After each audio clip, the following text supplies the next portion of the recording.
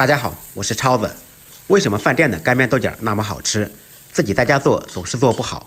今天我来教大家技巧，干香脆爽，下酒又下饭。做这道菜最好选用四季豆，四季豆做出来味道和口感更好一些。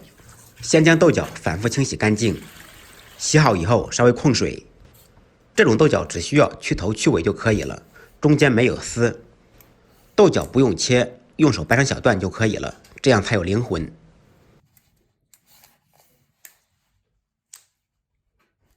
全部处理好以后，放入盆中备用。接下来准备配料，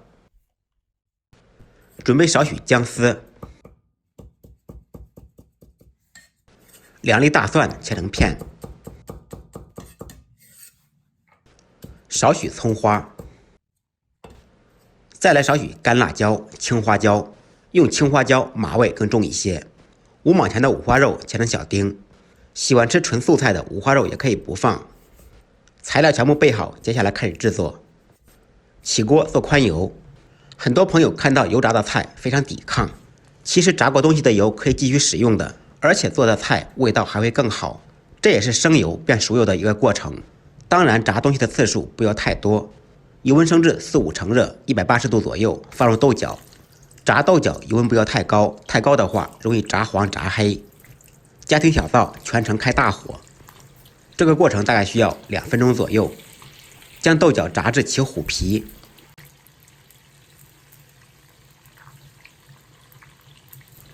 成这种状态就可以了。然后将豆角捞出控油，另起锅放入一点点油，热锅冷油放入五花肉丁，先将五花肉的油脂炒出，炒至变色，滋滋冒油以后，放入干辣椒、青花椒。简单翻炒扒拉1-2下，放入蒜片、姜丝、葱花，将小料煸炒出香味。家庭小灶制作，这个过程全程开大火。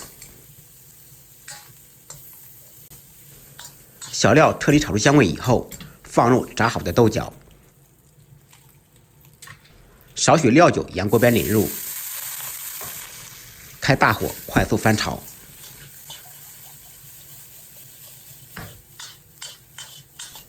烹入少许生抽酱油，增加鲜香味。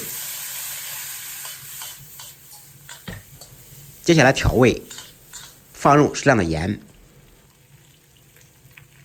一点点白糖提鲜。继续翻炒扒拉均匀，将调料全部化开。鸡精、味精根据个人口味放。最后放少许白芝麻，翻炒均匀，起锅装盘。一道非常好吃下饭的干煸豆角就做好了。做这道菜也有放豆瓣酱或者芽菜的，我这种做法更适合北方人的口味。菜无定律，适口者真，符合当地人的口味，个人觉得好吃就是正宗。按照我的方法做，不好吃您提着肉来找我。